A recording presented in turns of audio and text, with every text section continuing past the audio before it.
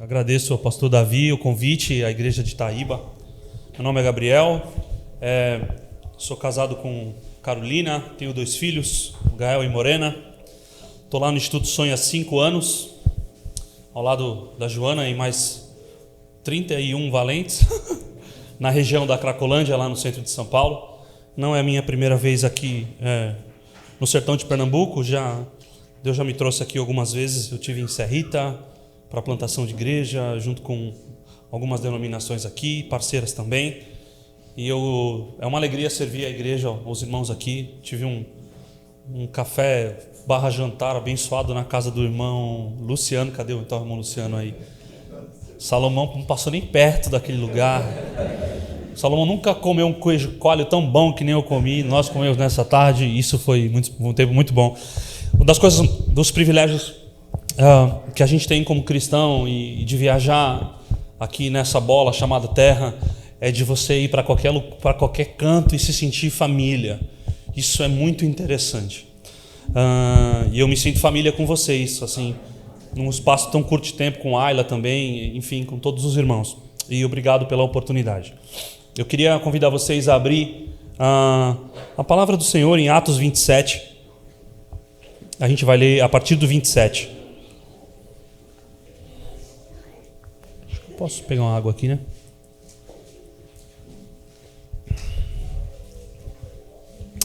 A gente vai ler a partir do 27. Como estou ouvindo barulhinhos ainda, eu vou dar mais uns 10 segundos aí para vocês. Eu não falei, né? Eu tenho 42 anos. Não parece, né, gente? Fala a verdade. Posso ouvir um amém? Não, amém, claro. Parece muito menos. Ai. Vamos lá? Quando chegou a 14ª noite, sendo nós abatidos de um lado para o outro, no mar Adriático, por volta da meia-noite, pressentiram os marinheiros que se aproximavam a alguma terra. E lançando o prumo, acharam 20 braças. Passando um pouco mais adiante, tornando a lançar o prumo, acharam 15 braças. 15 braças é uma unidade de medida, tá, gente? É 1,84 m, mais ou menos. E receosos que fôssemos atirados contra lugares rochosos, lançaram da polpa 4 âncoras e oravam para que se rompesse o dia. Procurando os marinheiros fugir do navio e tendo arriado o bote no mar, a pretexto de que estavam para largar as âncoras da proa, disse Paulo ao centurião e aos soldados: se estes não permanecerem a bordo, vós não podereis salvar-vos. Então os soldados cortaram os cabos do bote e o deixaram se afastar. Enquanto amanhecia, Paulo rogava a todos que se alimentassem, dizendo: hoje é o 14º dia em que, esperando, estáis sem comer, sem nada tendo provado. Eu vos rogo que comais alguma coisa, porque disto depende a vossa segurança, pois nenhum de vós perderá nem mesmo um fio de cabelo. Tendo dito isto, tomando um pão, deu graças a Deus na presença de todos e depois de o partir começou a comer. Todos cobraram ânimo e se puseram também a comer. Estavam no navio 276 pessoas ao todo. Até aqui tá bom. Se eu pudesse dar um título a essa mensagem, eu diria que a vida cristã, o nosso ministério, não o ministério do pastor, do missionário, enfim, a nossa vida, a vida cristã, ela é um misto de tragédias e milagres. Eu não sei qual foi o motivo que te trouxe ao Evangelho.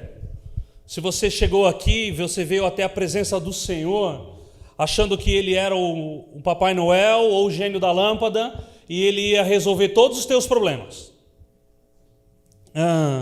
Mas eu quero te dizer que, com certeza, algumas coisas trágicas aconteceram para que o Evangelho chegasse até você. Eu não sei como o Evangelho chegou até a tua vida, mas na minha casa foi assim. Seu Ferreira, um pastor batista em Palmital, começou um culto. Não havia uma igreja constituída como essa, né? Evidente. Ele começou a fazer um culto embaixo de uma árvore. E ele bateu na casa da minha avó, Dona Antônia. E queria convidar a senhora para um culto. A minha avó não foi. Mas o seu Ferreira, ele não desistiu. Ele fez o culto, sim, a minha avó e as 4 filhas que a minha avó teve. Meu avô faleceu muito cedo num acidente de carro, por parte de pai.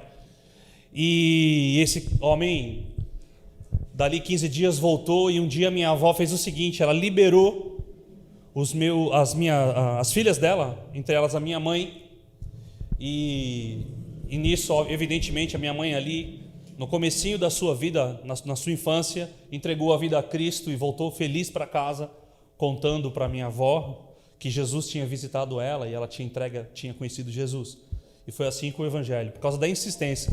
Todo esse processo durou mais ou menos uns 6 meses, desse senhor batendo para realizar um culto embaixo de uma árvore no interior de São Paulo. Depois, enfim, a minha mãe cresceu no Paraná, em Arapongas, depois veio para São Paulo, e foi assim que o Evangelho chegou até a minha família, através de um homem simples que começou a pregar embaixo de uma árvore em Palmital. Eu não sei todas as tragédias que esse homem enfrentou, se ele pegou um ônibus. Eu sei que a minha avó não o recebeu bem no primeiro momento. E falando um pouquinho sobre essa história como pano de fundo, eu fui membro, cresci na Igreja Batista de Pinheiros, lá em São Paulo. Depois dos 16 até os 21, quase 22 anos, eu andei por caminhos tortuosos, me envolvi com droga, me envolvi com tráfico, fui morar fora do país, virei as costas para minha família. E durante esses 6 anos, a minha mãe, ela ia para a varanda da casa dela, ela levantava as mãos e dizia: Senhor, eu não sei onde está o meu filho, mas eu rogo para que o Senhor alcance o coração dele. E o meu pai também, até hoje eles são membros dessa igreja. E numa madrugada dessas, eu morando na Inglaterra, eu vendi um carro, fui morar lá, era meu sonho morar fora do país. Eu fui criado na periferia de São Paulo, mas como enxerido e ousado, como é que um menino da periferia pode morar na Inglaterra, né? Eu tinha esse sonho, e mesmo sendo usuário de droga ali, enfim, eu fui para lá, vendi um carro que eu tinha e fui entregador de pizza, estudei inglês e viajei um bocado por lá. E numa madrugada dessas, depois de eu ter usado muita droga, eu sentei no meio-fio na rua. Isso foi em novembro de 2001, e eu sentado nesse meio-fio, pensando na minha vida, o quanto eu tinha me tornado depressivo, sozinho, o quanto eu havia feito tanta besteira na minha vida, coisa que os meus pais nunca fizeram. E eu fiz a minha mãe chorar demais, eu fiz os meus pais chorarem demais. E numa madrugada daquelas, o Senhor foi visitar o meu coração. Que eu me lembre das primeiras vezes que eu discerni a voz de Deus falando comigo. Deus me chamou de filho: eu não te criei para isso, volta para o Brasil, senão você vai morrer. E aquilo me assustou, eu estava, como a gente chama, brisado, né, sobre o efeito de droga. E eu falei: não é possível. E aí eu comecei a lembrar das palavras da minha mãe, que Jesus podia me libertar, que Jesus podia me salvar, da igreja que eu cresci. E aí naquela madrugada eu disse sim a Jesus. E aí, enfim, voltei para o Brasil, comecei a frequentar a Igreja Batista da Liberdade, a igreja que depois me enviou ao seminário, que depois onde fui consagrado pastor, enfim, fiquei lá até 2014. E foi muito interessante, porque numa noite teve um culto de missões. A igreja lá recebia muitos missionários do mundo todo. Vinha gente de Guiné-Bissau, de África, vinha gente daqui do sertão, e eu sentado, eu falava: Senhor, quando vai chegar a minha vez de contar histórias como essas?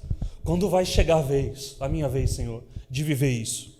Mal sabia eu o que Jesus tinha preparado para a minha vida. E aí, naquela noite, o pregador e pastor da época fez um apelo: você quer fazer parte da missão de Deus? Se você quiser sair, se você quiser fazer parte da história que Deus está escrevendo da terra, sai do seu lugar, e se essa palavra tocou o teu coração, sai do seu lugar, eu quero orar por você. Quem estava lá na frente? O Gabriel, do Taboão da Serra, um menino da periferia, que agora já não era mais usuário de droga, já não era mais um alcoólatra, já não era mais um mulherengo, e agora de joelhos à frente. E aí eu chorei muito, cheguei em casa para contar para minha mãe e para o meu pai, entrei no quarto da minha mãe, meus pais são de outra igreja, cheguei lá e falei: mãe, você não sabe o que aconteceu essa noite? Deus me chamou para fazer parte da missão dele na terra, e eu disse sim, eu quero. Aí minha mãe me falou assim: filho, senta aqui, deixa eu te contar uma coisa. Aí eu sentei na beira da cama dela assim, e ela falou assim: o dia em que você foi apresentado na igreja, Gabriel, o Espírito Santo me disse que você seria um missionário, que você ia viajar um monte de lugar. E hoje, 22 anos depois, se cumpre a palavra de Deus na sua vida. Aí eu falei, me perdoa a expressão, mas eu disse, mãe, a senhora é louca. Eu falei isso para ela. Falei, mãe, a senhora é doida, porque a senhora nunca me disse isso. Minha mãe não era mãe que chegava e falava assim, eu profetizo, eu determino, você vai ser, e ai de você se você não for, sabe assim? Meu pai também não. Minha mãe disse que ela preferiu acreditar e confiar no que Deus tinha, apesar de todas as tragédias das quais eu me envolvia. Às vezes chegava alcoolizado em casa, dava vexame dentro de casa, minha mãe morria de vergonha, enfim. E naquele dia, sentado à beira da cama, ali junto com a minha mãe, acho que eu casei em 2005, 3 anos antes do meu casamento, minha mãe veio orar comigo, meu pai veio orar comigo e falou, a gente abençoa a tua vida, Gabriel. Enfim, eu estou contando isso, a minha história, não porque longe de mim, ai de mim ser parecido com Paulo, mas eu queria refletir com vocês a respeito disso. Durante toda a minha caminhada ministerial, e se a gente olhar para essa história de Paulo foi um homem que na sua primeira viagem missionária, ele, através da vida dele, Deus cura um aleijado, não sei se vocês se lembram, ele está lá em Listra, primeira viagem missionária dele, e nessa primeira viagem missionária de Paulo, quando ele se dispõe, aquele Paulo que arrancava a pele dos cristãos vivos, aquele Paulo que aplaudia enquanto um cristão era devorado dentro de uma arena por um leão e ria. Esse Paulo agora está na primeira viagem missionária dele, depois de ter ficado caído do cavalo. Será que daí que nasceu a expressão, caiu do cavalo? O ditado popular? Fulano caiu do cavalo. Será que foi Paulo? Pode ter sido, né, gente? E Paulo cai do cavalo e fica cego. Vocês lembram disso? Deus levanta Ananias, vai lá, dá o endereço certinho. Muito bonito isso em Deus, né? Dá o endereço certinho onde estava Paulo, ele vai lá, Ananias impõe as mãos sobre Paulo, ele começa a enxergar, entrega a vida dele a Cristo, e aí agora, aquilo que Cristo fez na vida dele, ninguém mais podia negar. Só que isso não o livrou das tragédias. Isso não o livrou de tudo que ele tinha para enfrentar durante a sua vida cristã, durante o seu ministério, durante a existência dele aqui na terra. E aí esse homem, na sua primeira viagem missionária, Deus o usa, o Espírito Santo usa a vida dele para a cura de um aleijado. E por causa desse menino que foi curado naquela cidade chamada Listra, ele é apedrejado e arrastado para fora, tido como morto. Quando ele se levanta, Barnabé está ali junto com ele, e Barnabé fala para ele, Paulo, vamos para o hotel 5 estrelas, que agora é hora de você descansar. Vamos chamar, aqui tem SAMU, chama SAMU aqui também, não? 192 ou 193? 92, né? Chama o SAMU, né? Para ajudar o Paulinho, tal dia do Paulinho, Tarcinho, nosso parceiro. E aí ele se levanta, e ao invés de ele falar, vamos para o hotel 5 estrelas, vamos se resguardar em algum lugar, vamos parar e se cuidar em algum lugar, ele fala, vamos para Derbe. Talvez aí para os mais jovens aqui tenha nascido a expressão partiu, né? Partiu, Derbe. Paulo vai para outra cidade. E quando ele chega em Derbe, ele prega de novo o evangelho num lugar, e aí os judeus de Antioquia falam, nossa, que incrível a tua pregação, Paulo. Não. Depois de ter sido apedrejado em Listra, agora em Derbe, os judeus de Antioquia também o perseguem. E aí, misteriosamente, esse homem volta para Listra. Você gosta de voltar para um lugar onde você foi ferido e machucado? Gente, ele foi apedrejado e tido como morto. Naquela cidade em que agora depois, Listra, Derbe. Derbe voltou para Listra. E aí eu perguntei, eu estava lendo esse texto, refletindo. Eu falei, Senhor, o que faz alguém voltar para um lugar onde você quase morreu? E aí, é a mesma chama e o mesmo amor e o mesmo ardor que fez Paulo aqui passar por mais esse naufrágio. E eu conversando com Jesus a respeito por que Paulo voltou a Listra e ele não permaneceu em Derbe, ou ele foi para uma terceira cidade. E aí o Senhor me fez lembrar onde eu estava, pastor Humberto. O Senhor falou no meu coração assim, Gabriel, onde você está hoje? Eu falei, estou na Cracolândia. Deixa eu explicar para vocês. Em 2017 eu fui confundido com um policial lá na Cracolândia. E é uma região dominada por uma facção criminosa.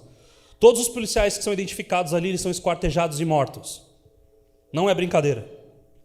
E eu fui conduzido por um senhor armado, membro dessa facção criminosa, e ele me levou para o quartel-general dessa facção. Ele falou, vamos comigo. Eu falei, não. Vamos comigo. Eu vou falar, não. Ele levantou a camisa, tinha um revólver. Eu falei, vamos. Eu falei, claro, eu estou indo agora com você. Eu sempre quis ir naquele lugar. Meu irmão e minha irmã, eu comecei a andar ali, no meio daquelas tendas que vocês já viram no YouTube, quem já viu na televisão, as barracas onde é vendido droga ali, eu comecei a andar e falei, Senhor, muito obrigado, foi muito legal te servir, glória a Deus, cuida da minha esposa e dos meus filhos. Partiu, vida eterna. Não vejo a hora. E aí eu entrei naquele lugar, fui recebido por um senhor gordinho, um jovem gordinho, cabelo platinado. E aí ele falou assim, sem todo mundo, tinha uns 10 pessoas armadas ali. E a hora que eu entrei, seja bem-vindo ao quartel-general. Vocês já sabem qual é a facção, mas não vou ficar dizendo o nome aqui não. E, enfim, qual que é a situação? Eu falei, eu não sei, eu sou pastor e estava trocando cachimbo por hot dog. E me trouxeram aqui. Tá com o celular? Tô. Desbloqueia. Aí desbloqueei o celular, dei na mão do traficante. Olhou, começou a ver os rolos de foto, só criança, tudo que a gente faz ali, e tal, olhando. Falou, pastor, desculpa. A gente já entraram os policiais aqui, se passando por evangélicos e tal, e prenderam um monte dos nossos aqui, não sei o que lá. Naquela hora eu falei, Senhor, por que o Senhor me trouxe aqui? Por que o Senhor me trouxe a esse lugar? Porque é uma tragédia, é um lugar. Aí, na hora Deus colocou uma palavra no meu coração sobre aquele jovem que me recebeu. Ele devia ter uns 25, 26 anos. Eu olhei para ele e falei, agora eu entendi por que Deus me trouxe aqui. Todo mundo olhando assim. Eu falei, Deus me trouxe aqui porque a tua mãe ora por você como a minha mãe ora por mim. Você é filho de crente, não é? E aí começou a chorar. Aí eu, como um bom crente, falei, vamos fechar os olhos todos e vamos orar. O tráfico todo ali, as 10 pessoas fecharam os olhos e eu comecei a orar por eles. Sobre as tragédias que a gente passa na vida, nessa vida ministerial, na nossa existência. Paulo, quando ele entra nesse barco aqui, desse naufrágio, Paulo não tem noção do que vai acontecer, mas ele tem uma palavra de Deus.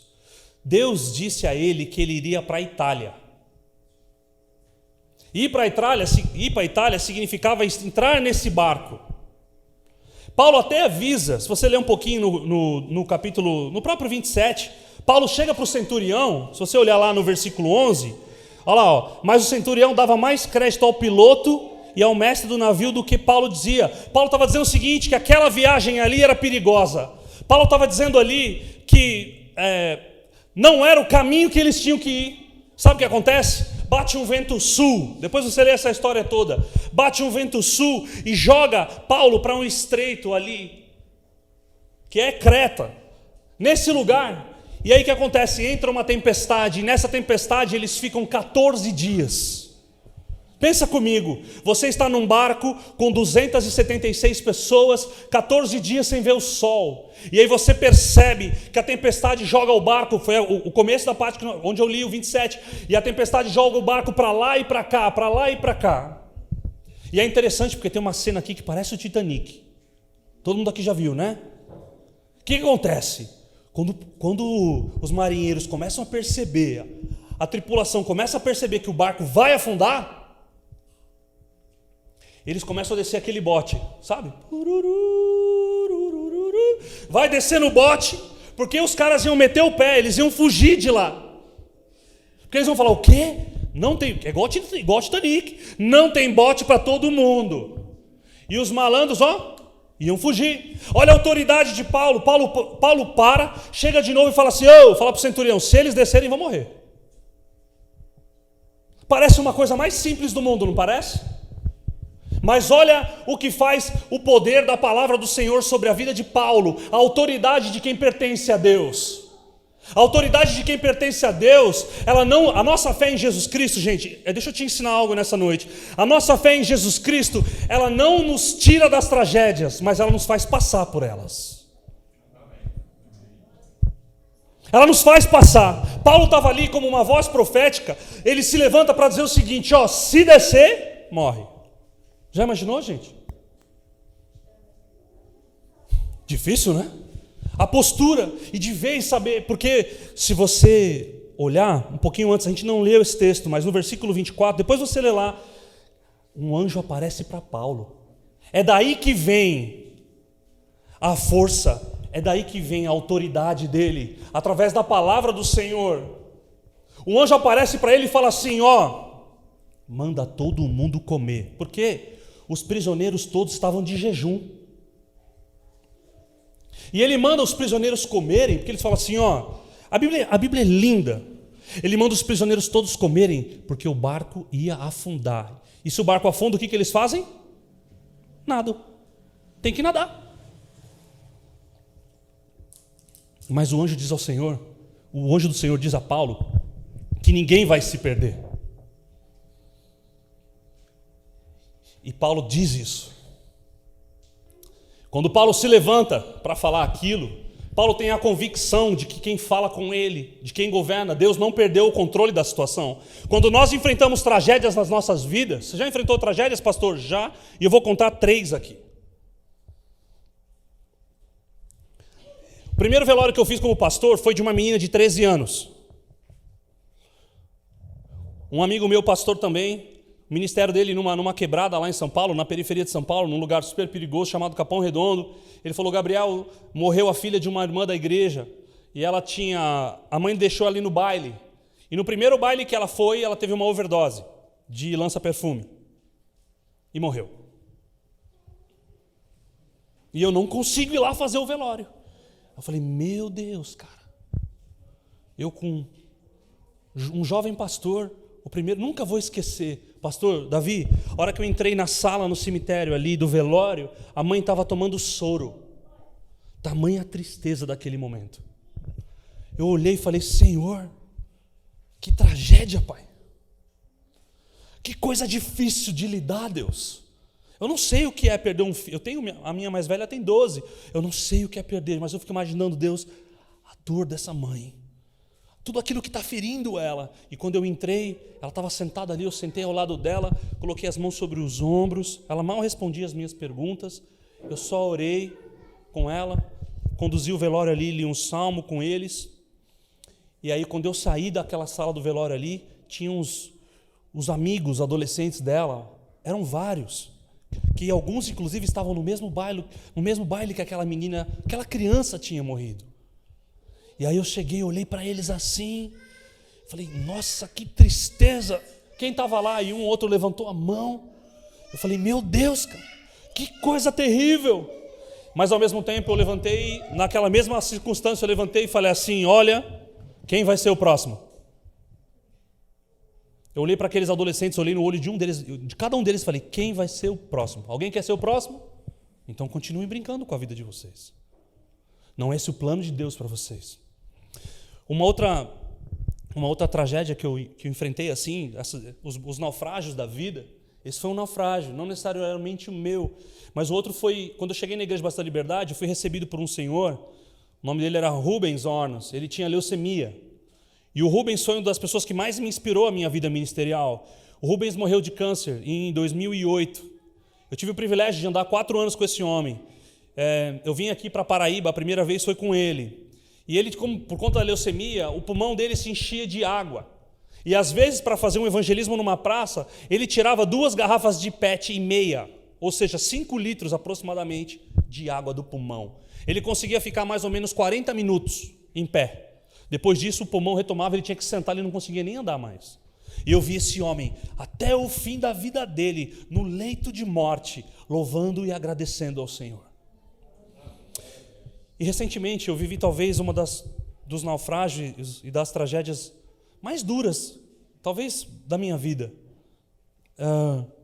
Nós temos um missionário no Instituto Sonho que se chama Bob.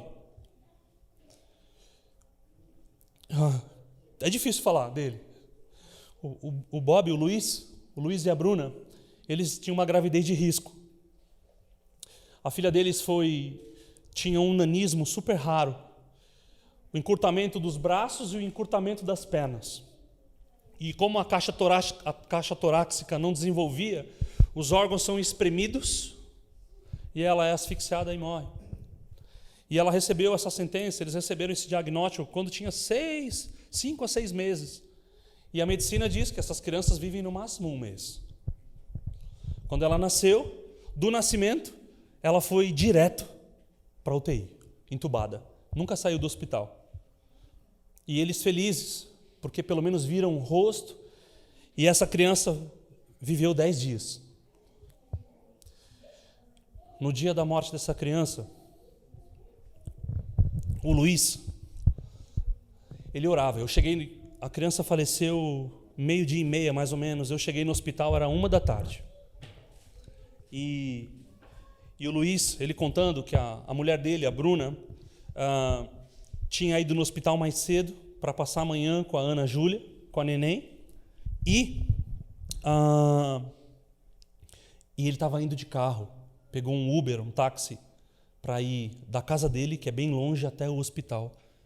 E no caminho do hospital, ele me contou aquilo. Quando eu cheguei, foi a primeira coisa que ele me contou. Ele falou: Gabriel, meu Deus, como dói, mas como eu agradeço a Deus por tudo que eu vivi nesses 10 dias, desse amor intenso com a minha filha.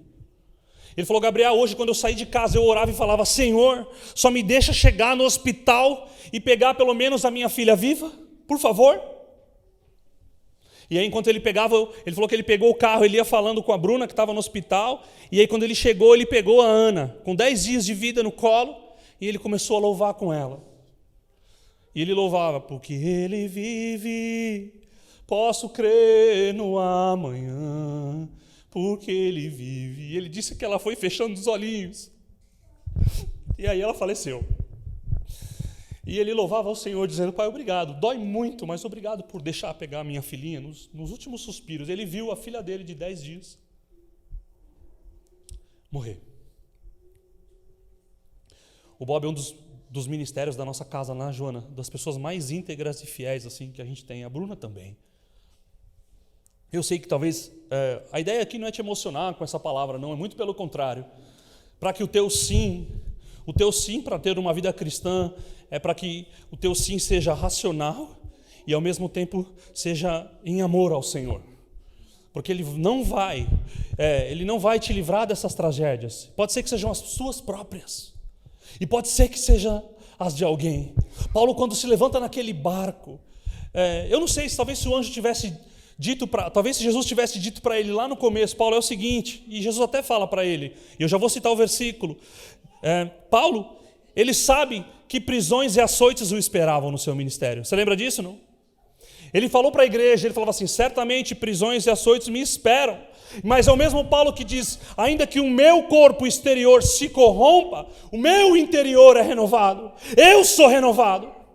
Da onde vem essa força? Da onde vem esse amor? Ele é derramado do céu sobre a vida de um cristão.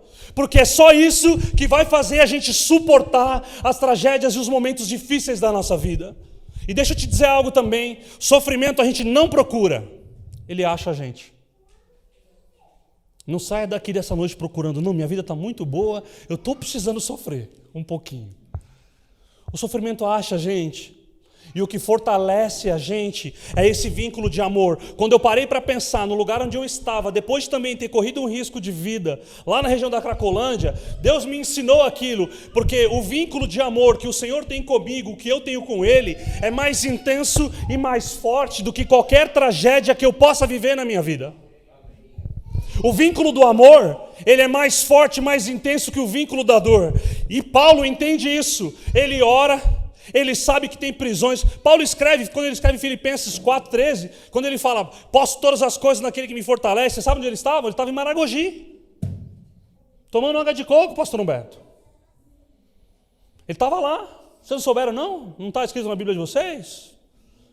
Ou na Bahia, né? Península de Maraú. Eita, lugar bonito. Estava lá em Salvador, Farol da Barra. Paulo estava preso. Tudo aquilo que o Senhor gerou dentro dele, agora, não é um naufrágio que o para. Porque o amor de Deus foi derramado sobre ele. O amor de Deus foi derramado sobre ele. E agora, ninguém para mais ele. Ele pode olhar o barco, ele tem a palavra do Senhor que o sustenta, e ele se levanta do meio das tragédias da vida. É isso que Deus faz. Por isso que Jesus, quando foi comissionar os discípulos, ele falou assim: eu vos envio aonde?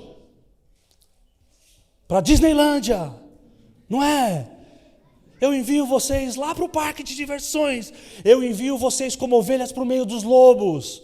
Porque o que Deus tem para nós é nos enviar assim para os lugares mais trágicos da vida, aonde estão as maiores tragédias da vida. Porque os homens e mulheres de Deus carregam essa chama e carregam esse amor, e é esse amor que transforma. O Evangelho tem poder, tem e continua tendo poder para transformar realidades.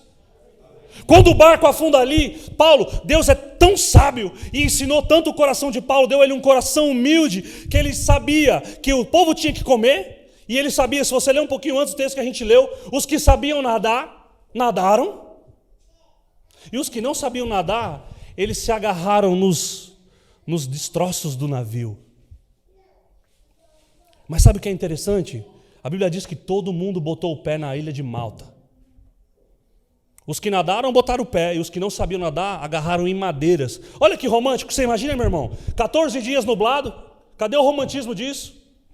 Um dia eu dando aula na escola bíblica dominical, ensinando as crianças a história de Estevão, Deus falou comigo. E eu lá dando aula, que cor nós vamos pintar a pedrinha que matou Estevão? Mano, desculpa, eu prego na rua. Gente do céu. Mano é irmão, tá, pastor? Não escandaliza, não. Como assim? Vou pintar a pedrinha que matou Estevão? Gabriel do céu, o que está acontecendo, rapaz? A gente romantiza muito isso, mas deixa eu te dizer algo. Tudo aquilo que o Senhor depositou em mim. Lembra que eu falei para vocês que um dia eu estava sentado no banco da igreja e falava: Senhor, quando vai chegar a minha vez? Quando vai chegar a minha vez? A minha vez, a nossa vez, a tua e a minha, ela já chegou. Deus não mostra para nenhum dos seus tudo que Ele vai enfrentar, mas Ele prepara o coração por aquilo que você vai passar. Quando Deus chama Abraão para fora da tenda, olha que interessante, Ele fala: sai da tua terra e da tua parentela, e a localização eu te mando no WhatsApp. Imagina a agonia desse homem, gente. Mas tinha confiança. Porque a fé, ela não livra a gente das tragédias, mas nos faz passar por todas elas. Ela nos faz passar por isso. E para não parecer uma mensagem derrotista de tragédia, Paulo vive milagres, gente. Os milagres acontecem quando a gente diz sim. A gente não precisa provocá-lo, é algo de Deus, é algo que o homem não explica. Quando Paulo se levanta para dizer para o barco: ninguém vai morrer, é milagre, porque qual era o privilégio? E lembra que Paulo, ele não era da tripulação, viu, gente? O que Paulo era nesse naufrágio aqui? Prisioneiro. Agora a pergunta que não quer calar: por que então que o centurião ouviu ele? O que fez Paulo então ter um privilégio de ter acesso à tripulação que os outros presos não tiveram? Sabe o que é isso? Relacionamento com Deus. E eu queria falar sobre 3 coisas rapidamente. Todas as vezes que nós nos encontrarmos, se o Senhor permitir com que a gente esteja no meio de naufrágios, no meio de tragédias, 3 coisas eu identifico nesse texto. A primeira é que aqueles que pertencem ao Senhor não vão se apavorar. Aqueles que pertencem ao Senhor, eles se levantam e por alguma razão, os rios de água viva os alimentam e os deixam fluir. Por alguma razão celestial, do poder de Deus agindo em nós, nos faz encontrar paz em meio às guerras. Nos faz encontrar nele uma convicção e uma palavra que nos sustenta. Eu tive, em 2019, eu fui a Moçambique, logo depois do ciclone Idai. Vocês se lembram disso? 2019 teve um ciclone que devastou uma cidade chamada Beira e Dondo. Eu fui para Dondo, eu fiquei 2 meses lá, fiz 2 viagens. A primeira foi para conhecer, fiquei 1 semana. A segunda eu fiquei 45 dias lá. Eu conheci uma região chamada Buzi, dá umas 3 horas do Dondo, lá em Moçambique. Se você tiver curiosidade, depois vai no Google Maps. Essa região foi destruída, porque além do ciclone, essa região, ela teve uma cheia, tipo a nossa Brumadinho, sabe, que teve aqui no Brasil, em Minas Gerais. E além do ciclone destruir todas as casas, a cheia, a barragem estourou e varreu tudo. Eu conversei com mulheres, mães e pais que ficaram 3 dias em cima de árvore. 3 dias, crentes, que ficaram 3 dias em cima de árvores, esperando a água da cheia baixar. Acabou a bateria do celular. Não tinham contato, não sabiam se o marido estava vivo, se os filhos que não estavam em casa estavam vivos. Mas o que você foi fazer lá, Gabriel? Deus nos levou para a construção de 10 casas lá. Deus colocou no meu coração levantar 10 casas para 10 famílias lá. E para a glória de Deus, a gente entregou todas o ano passado. No meio das tragédias da vida, aqueles que pertencem ao Senhor integralmente serão movidos por um amor. Não serão aqueles que vão se lamentar ou somente ter plateia e dizer: nossa, como isso é ruim, nossa, olha o que aconteceu. Mas vão enxergar esses momentos trágicos da vida como uma oportunidade de se colocar à disposição de amar e cuidar. Durante essa pandemia, nós, para a glória do Senhor, o Instituto Sonhe construiu 2 casas na favela do Moinho, uma comunidade que está a menos de 1 quilômetro da gente. Menos, metade, né? Talvez seja uns 500 metros da gente. É a maior favela da região central de São Paulo. Ela tem mais ou menos 6 a 7 mil habitantes. 2 mães nos procuraram que foram severamente agredidas pelos seus maridos por causa do álcool. Uma delas quase ficou paraplégica, de tanto que apanhou. E a outra tomou um murro na face e perdeu os dentes. E chorando. Uma tem 5 filhos, né, Joana? E uma tem 1. A Priscila tem 7? Uau. Então um milagre é maior, né, gente? E Deus nos colocou ali, trabalhando durante uns 6 meses, lá na quadra do Instituto Sonhe. Gente, é tragédia ou não é? É um naufrágio ou não é na vida da Priscila? Nós poderíamos olhar aquele naufrágio e falar: é só mais uma vítima de violência doméstica, é só mais uma mulher que apanha, não poderia dizer? E ela ser somente uma estatística? Mas aqueles que pertencem ao Senhor se colocam à disposição do céu para dizer: Senhor, eu estou aqui, pode contar comigo. Carregam uma palavra de Deus para enfrentar e ser um consolo por aqueles que vivem os seus momentos trágicos. Eu e você, nós somos portadores da boa nova. Eu e você, nós temos a boa notícia que continua mudando a realidade do mundo. Nós louvamos aqui o Pai Nosso, não louvamos? Você já reparou que a primeira frase do Pai Nosso, ou talvez a segunda, é assim na terra como no céu? Você reparou isso, não? Ou seja, primeiro as coisas acontecem no céu, para depois acontecerem na terra. É assim na terra como já é lá. No céu tem fome, pastor? No céu tem crianças abandonadas? No céu tem órfãos? No céu tem miséria? Você e eu, nós estamos aqui, gente. O Senhor nos chamou para enviar para as tragédias da vida humana. Não para nós padecermos nela, para nós sermos resposta em meio aos naufrágios. A sociedade vai de mal a pior. E esse barco chamado terra vai afundar. Porque a Bíblia diz que ele jaz no maligno. Não tem jeito.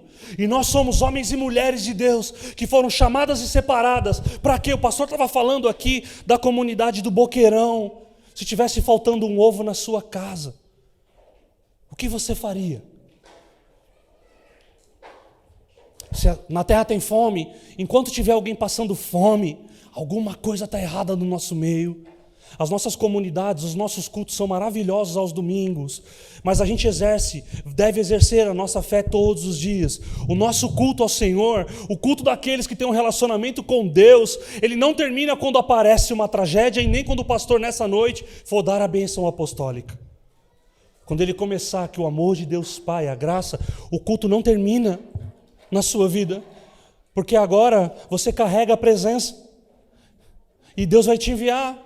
E aonde você for, a presença está em você. E se tiver uma família passando por uma tragédia no seu trabalho, ou o seu vizinho, você vai ser aquele que só vai dar a notícia: nossa, olha que tragédia. Ou você vai se colocar à disposição para um dia fazer uma tapioca e um queijo coalho e falar: olha, eu ouvi a briga que aconteceu ontem à noite aqui. Eu estou vindo aqui para dizer o seguinte: Deus é um Deus de restauração, Ele continua transformando. Jesus disse uma coisa, meus irmãos: quem quiser achar a sua vida, vai ter que perder. E o único lugar é no reino de Deus onde perder é ganhar. Só que a gente não quer perder, a gente não gosta. A gente gosta de ter controle das coisas. E se Deus dissesse talvez para Paulo, no primeiro momento, na hora que ele botou o pé no barco, e dissesse: o barco vai afundar, só quem confia no Senhor mete o pé no barco. Se você pegar a despedida de Paulo aqui, em Atos 20, Paulo já começa a se despedir da igreja aqui. Eu não vou encontrar mais vocês. Ele entendeu isso. A segunda coisa, aquele em que Deus levanta para sobreviver em meio às tragédias da vida são aqueles que estão dispostos a servir.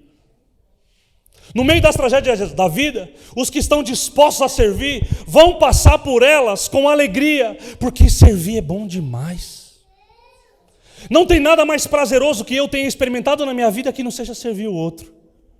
É muito bom. Dia desse eu estava na Cracolândia entregando marmita, pastor Humberto. Aí, sexta-feira é dia de estrogonofe lá. E aí, entregar marmita, gente, a gente entrega ali durante a pandemia, não é o nosso foco do Instituto Sonho, mas a gente entrega para os usuários de crack. Sabe aqueles que você vê na rua enrolado num cobertor, super sujo? Alguns estão ali há 17, 18 dias, não, anos. E eu entregando marmita ali, um dia eu peguei, entreguei na mão do senhor, o nome dele é Aquiles. O Aquiles também é um dependente químico, e eu entreguei o estrogonofe para ele, e me deu uma vontade de comer o estrogonofe aquele dia, gente, no meio da rua. Eu catei a marmita que entreguei para ele, entreguei uma para ele, uma para mim, tirei a tampa e comecei a comer. E aí o Aquiles chegou até mim e falou assim, ó, que da hora o rango. Da hora é que é bom, tá, gente? Estou traduzindo aqui para o português. O rango está tão da hora, ou seja, a comida está tão boa, que até o pastor está comendo. Aí eu olhei para ele assim, falei, rapaz, a gente come essa marmita todo dia, eu só não como na rua. Aí ele olhou para mim e falou assim, que nem Jesus. Aí eu falei, pai, eis-me aqui, o teu servo te ouve, pode falar. Eu já sabia, Deus queria falar comigo. No meio daquela tragédia, gente, é indescritível, é um dos piores lugares que eu já tive na vida. De degradação humana, talvez o último estágio de um ser humano, sozinho, sem família, na droga, sem banho, perdeu todo tipo de sociabilidade, nem sabe mais falar, nem sabe mais ouvir, é um negócio. E aquele homem olhou para mim e falou assim, você sabia que Jesus, isso que você fez exatamente como Jesus fez? Eu olhei e falei, como assim, Aquiles? Ele falou, Jesus andou tanto com os discípulos, ele se misturou tanto com os discípulos, que até no momento dele se entregar, era necessário combinar um sinal, porque senão ele não seria reconhecido. Eu falei, rapaz, eu nunca tinha pensado nisso. Ele falou, por isso que Judas combinou um beijo no rosto, porque senão Jesus não era a roupa de Jesus. O que conduz a gente, aquilo que eu falei do servo, o que vai sustentar a tua vida, meu irmão, aqueles que têm alegria, tem uma coisa, uma palavrinha-chave que se chama caráter. O que sustenta a alegria de um servo é o caráter dele, não o carisma. Não é o gente fina, o boa gente, que agrada todo mundo, não. É o caráter dele no Senhor. Isso vai trazer alegria em saber que quando ele faz, quando ele serve alguém, quando ele recebe alguém, ele faz porque ele viu Jesus fazendo, porque ele sabe que aquele quem o chamou faz igual. Isso sustenta, porque senão a gente vai nós vamos querer exercer controle sobre as coisas e a gente não vai querer dividir nada com ninguém. Nós vamos trabalhar em prol das coisas e querer conquistar as coisas. E quando a gente conquista, a gente não divide nada com ninguém. No ano do meu casamento, eu tinha uma história divertida. Eu tinha 25 anos. Eu acompanhei 2 meninos de rua.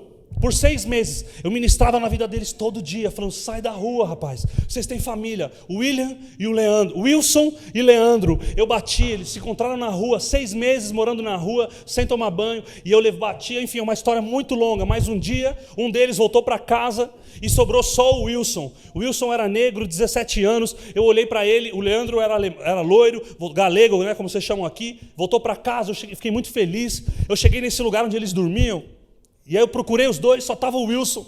Falei, Wilson, cadê o Leandro? Foi embora para casa. Eu falei, meu Deus, que notícia boa.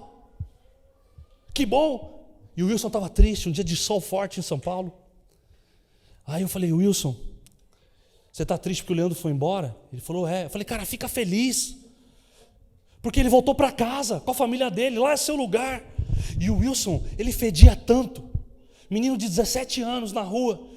Eu olhei para ele e falei assim, Wilson, volta para casa. Ele me falou, não vou voltar não, minha mãe nem sabe onde eu estou. Olha como eu estou. Ele olhou para a roupa dele assim, olha como eu estou. A hora que ele olhou assim, eu falei, Wilson, você não tem um lugar para tomar banho?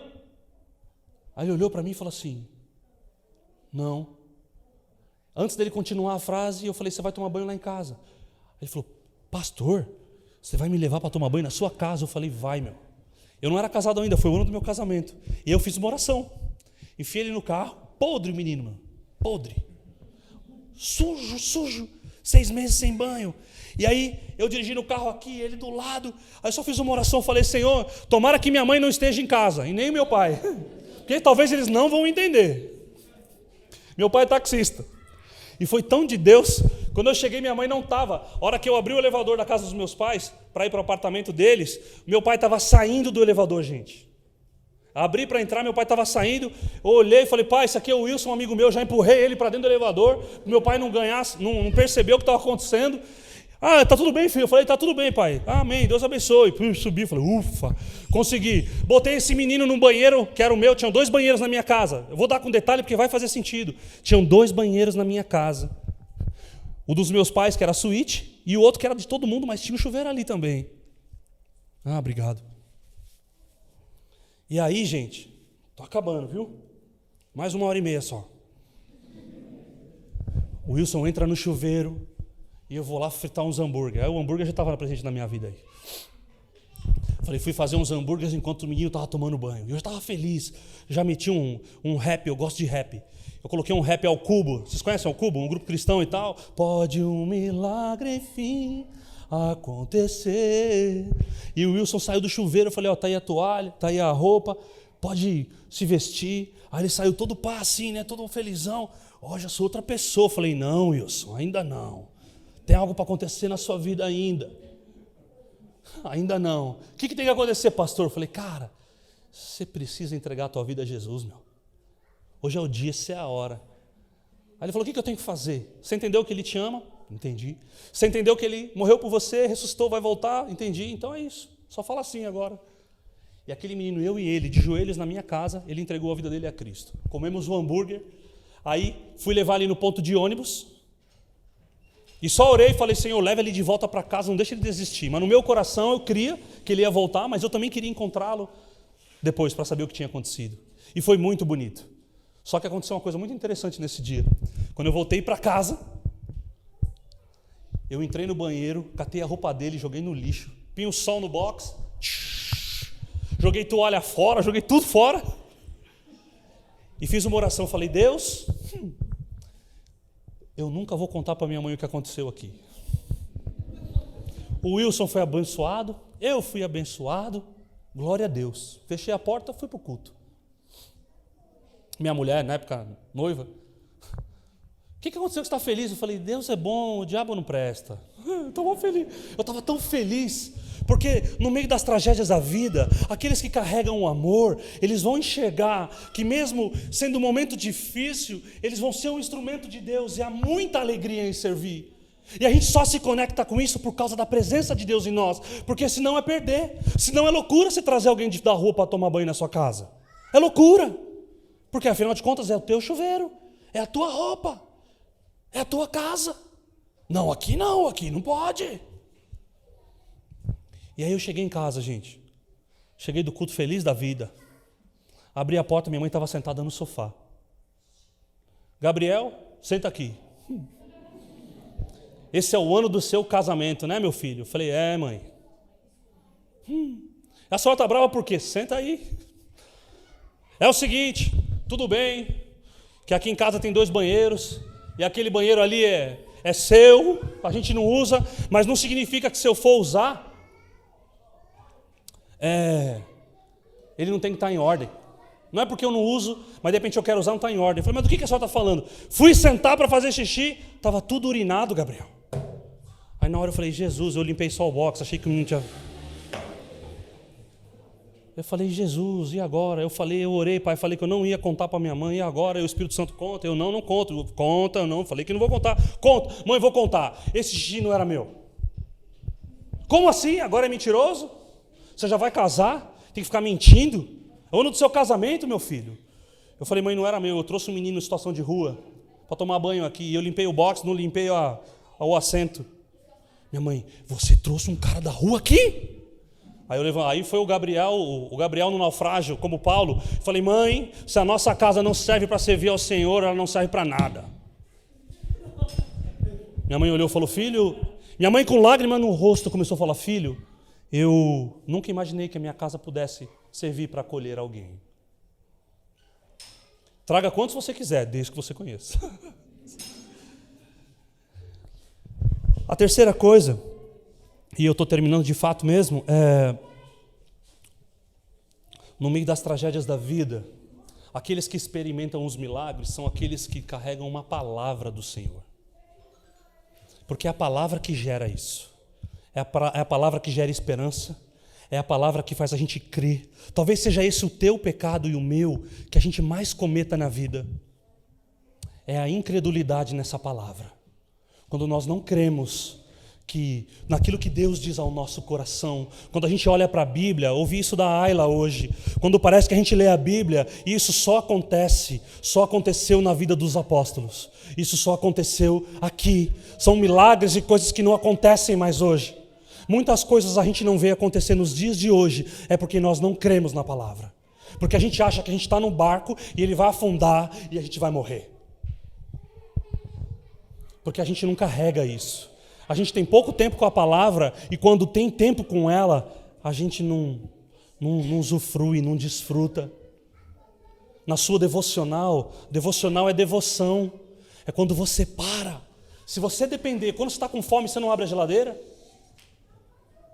Ou você vai no armário?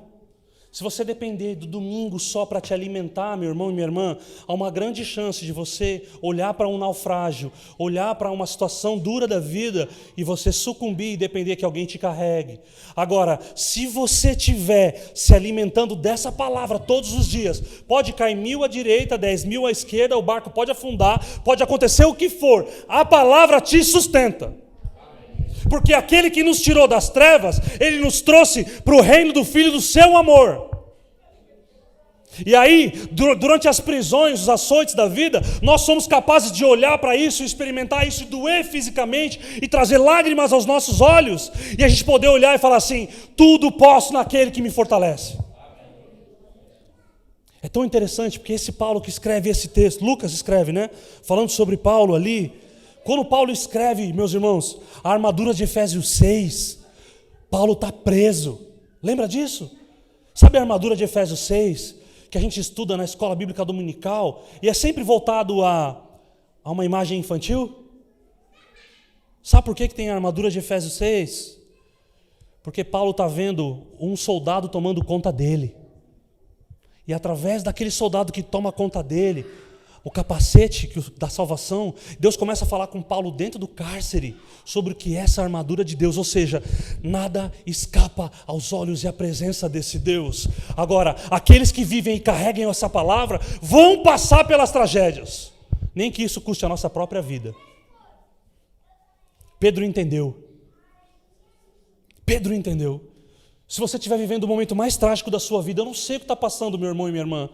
Eu não sei o que está acontecendo com você, mas deixa eu te dizer algo. 3 coisas que eu falei aqui. Os que pertencem ao Senhor, os que servem ao Senhor e os que carregam a palavra vão ser as 3 características daqueles que passam pelas tragédias, nem que isso custe a nossa própria vida. E quem perder a sua vida, acha lá, vai encontrar. Nós somos chamados para perder, então, e o único lugar que perder é ganhar. É o único lugar. Há uma alegria de ver alguém recebendo Jesus, não há? Há uma alegria de ver. A gente viveu recentemente a alegria de ver uma criança com 11. Eu vivi essa alegria lá. Uma criança com 11 anos, pela primeira vez, escrever as suas primeiras palavras. Uma menina que é filha de garota de programa, tem um histórico de prostituição na casa, tem um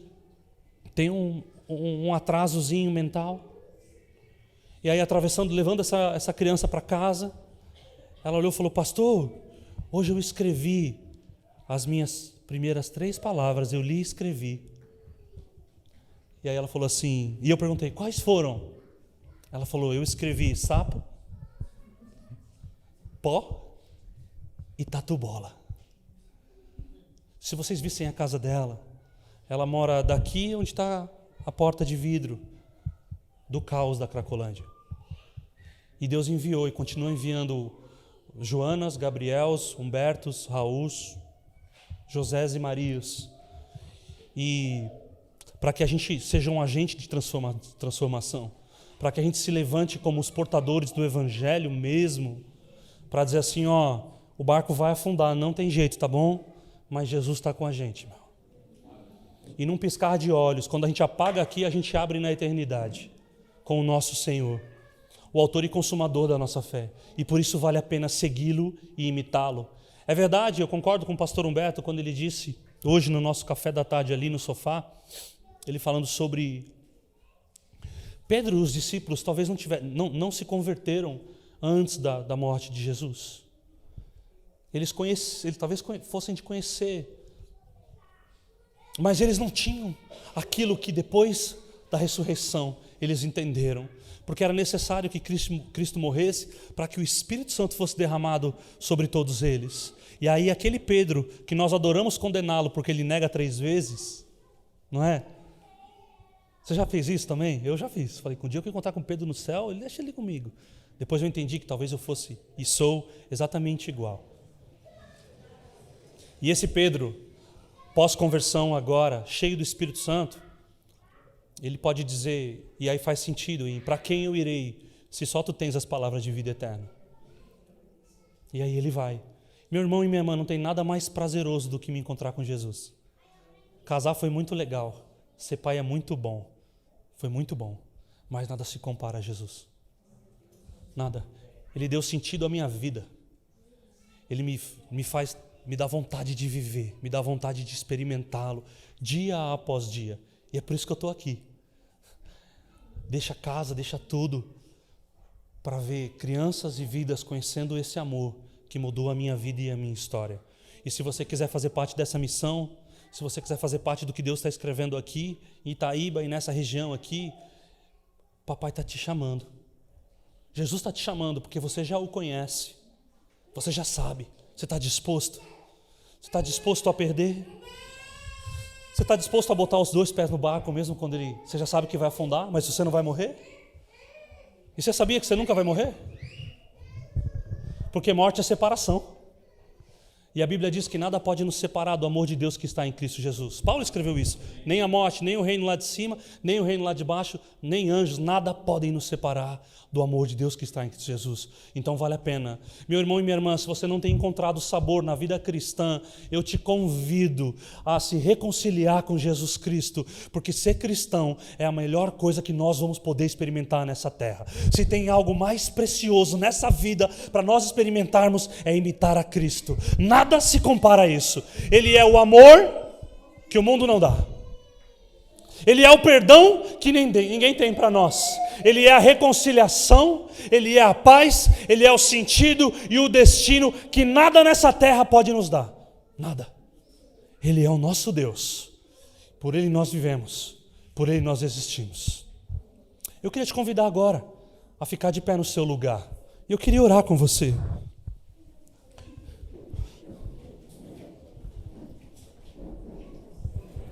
Um dia, como eu falei, pai, quando vai ser? Eu não sei que horas termina, gente, mas eu já acabei. Lembra que eu falei para vocês, eu estava sentado na igreja e disse, Senhor, quando vai chegar a minha vez? E não tem a ver, Deus, eu tive o privilégio do menino da periferia de São Paulo viajar em mais de 40 nações, mas também está embaixo dos viadutos. Você pode imaginar aqui Itaíba, essa região, o sertão do nosso país, ele espera, essa natureza aqui, seca, ela espera a manifestação dos filhos. A natureza aguarda isso, essa natureza seca aqui, porque o nosso Deus, Ele continua transformando desertos em mananciais. E talvez o manancial é um galinheiro, pastor. Talvez o manancial da vida de alguém é um abraço. Alguém que cometeu um crime bárbaro, que está atrás do cárcere, e ao invés da gente desejar a morte, a gente vai lá e leva a boa notícia. Sabe? Tem uma centena de famílias nessa cidade que estão sofrendo com alcoolismo. Está cheio de violência doméstica aqui. Está cheio de homens que ainda batem nas suas esposas. Isso são naufrágios. Talvez as principais escolhas que a gente faz na vida, a gente não faz. A gente é escolhido para fazer. Do que você está falando, pastor? Você escolheu o seu nome? É importante, não é? Você escolheu o país que você queria nascer? É importante, não é? Você escolheu a região? Você escolheu as coisas que te dão prazer? Tudo que você faz, tudo que você tem prazer em executar, jovem que me ouve, adulto que me ouve aqui, é algo de Deus para o seu coração. Talvez você tenha prazer em cozinhar. E talvez através mãe que cozinha, marido que cozinha, talvez através desse talento, você vai fazer um cuscuz, um bolo, e aí você vai partir metade desse bolo para levar para alguém que não tem ou para alguém que você sabe que não está bem. Não tem a ver com ir para Angola, Moçambique, não tem a ver com isso. Tem a ver com a disposição. Aqueles que pertencem, que foi a primeira parte, aqueles que servem com alegria e aqueles que carregam a palavra, são aqueles que estão dispostos.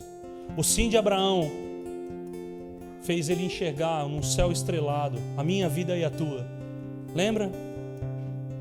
Que ele falou que a descendência dele seria grande, incontáveis como as estrelas do céu. Aquilo foi uma profecia já sobre os crentes de Itaíba também. Por que você nasceu no sertão? Porque o sertão vai ouvir você, meu. Deus vai trazer pessoas de fora, mas o Gabriel aqui, a Joana, nós nunca falaremos como um sertanejo. Você fala. É com você. É você que sentou nesse barco. E talvez o sertão seja um naufrágio, assim como a cidade também é um naufrágio. E no meio desses naufrágios da vida, dos problemas sociais, espirituais que a gente enfrenta, Deus chama homens e mulheres e coloca dentro desses naufrágios para ser uma voz profética e dizer o seguinte, ninguém vai se perder, e não é por causa da minha voz, mas é por causa do Senhor, é por causa da presença dEle. Que o Senhor derrame sobre o teu coração hoje, meu irmão, um amor. Feche os seus olhos, eu queria orar por isso. Que o Senhor derrame sobre a tua vida um amor celestial por pessoas, um amor celestial pela causa do Evangelho, para que você e eu, nós possamos terminar nossa vida como Paulo, dizer, combati o bom combate, concluí a carreira e guardei a fé. Que a gente possa terminar a nossa vida como Pedro, como diz a tradição, eu não sou digno de ser crucificado como Jesus, me crucifiquem de cabeça para baixo. Eles entenderam, e você está entendendo, porque eu sei que durante essa mensagem o teu coração queimou com algumas coisas, porque Deus é específico. Racionalmente agora, e não é porque essa música ela não foi feita para te emocionar, ela foi feita para adorar ao Senhor. Se coloque diante desse Cristo que se entregou e se rendeu por você, e diga como Isaías disse diante da adoração, Isaías 6, eis-me aqui, conta comigo, me envia. A adoração ela revela e nos faz contemplar a santidade de Deus e ao mesmo tempo a nossa resposta diante dessa santidade. Ele é santo, é fato, e diante dessa santidade, como viveremos, como nos comportaremos, o que entregamos. Que o Senhor te leve, meu irmão e minha irmã, à profundidade do Evangelho, e que cada dia mais você perca e você ache, cada dia mais você dê e você receba, porque é o único lugar. Não é só sobre o dízimo. Deus não ama quem dá, Deus ama quem dá com alegria, é diferente. A fé em Cristo Jesus vai te fazer passar por desemprego, por morte, por divórcio, por violência, por sequidão. Vai te fazer passar. E essa mensagem não é triunfalista somente porque é uma mensagem humana. Ela é triunfalista porque Jesus passou por uma cruz, mas ressuscitou, e a chave da morte, a chave do inferno ele tem nas mãos dele. E essa é a boa notícia. Está cheio de gente quebrantada, está cheia de gente entregue ao Senhor aqui nessa noite. Então se permita, meu irmão e minha irmã, a se colocar à disposição do céu, porque no céu, como nós louvamos aqui, assim na terra como no céu, não tem fome, não tem morte, não tem abandono, não tem violência. Então aquilo que o Senhor fez lá, faz aqui através da sua vida. Diga assim racionalmente, diz: Senhor, eu quero fazer parte da tua missão no sertão do Brasil. E talvez o teu coração queime até por uma outra nação, não tem problema. Se coloque à disposição desse Deus, se coloque mesmo, Fala, eu quero, Jesus. Pai, eu oro agora, Pai, por essa igreja. Te agradeço por 15 anos do ministério do pastor Davi e de todos que passaram por essa casa, de todos os missionários, gente que derramou suor, gente que pegou enxada na mão, gente que construiu essa cidade. Obrigado, Jesus, porque o Senhor continua chamando os homens e mulheres para fazer parte da tua história, para fazer parte da missão que o Senhor está escrevendo, porque desta forma, Pai, daquela mesma visão que João teve do Apocalipse, do Senhor assentado no trono, vendo toda a tribo, língua, raça e nação louvando ao Senhor, os sertanejos estarão no céu louvando ao Senhor, porque a igreja de Cristo presente no sertão do Brasil, ela avança, ela se dispõe, ela parte o pão, ela chora com os que choram e ela se alegra com os que se alegram, Senhor. Assim como o Senhor orou, eu oro, Pai. Eu não peço que os tire do mundo, mas que os livre do mal. Oh Deus, assim como um muçulmano nunca, um ex-muçulmano, Pai, nunca pede para que as perseguições parem, mas só pede para que o Senhor os faça suportá-las. Eu oro, Jesus, para que a igreja de Itaíba, a Batista e todas as outras denominações presentes aqui, Senhor, o Senhor as fortaleça agora, em nome de Jesus, para que elas vão, partilhem, saem por aí, semeando e semeando e semeando, se dispondo, não juntando tesouros na terra, porque aqui o ladrão vem, a ferrugem vem, a destruição, mas se disponham, Senhor, esta grande seara, que é partilhar, Senhor, a mensagem da boa nova de Jesus Cristo, Senhor.